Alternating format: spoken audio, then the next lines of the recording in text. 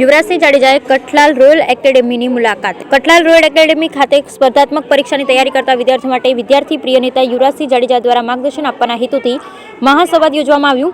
આ કાર્યક્રમમાં વિદ્યાર્થીઓ પરીક્ષાની તૈયારી કઈ રીતે કરવું તેનું સચોટ માર્ગદર્શન આપવામાં આવ્યું. આ સમગ્ર કાર્યક્રમનું સંચાલન રોયલ એકેડેમીના નિયામક સેફ ખોખર દ્વારા કરવામાં આવ્યું. બ્યુરો રિપોર્ટ મકસૂદ કારીગર, ખેડા, કઠલાલ. ખાસ કરીને આજરોજ કઠલાલ ખાતે અમે રોયલ કેરિયર એકેડમી અને ખાસ કરીને સાહેબ શેખ ખોખર સાહેબને મળવાનું થયું.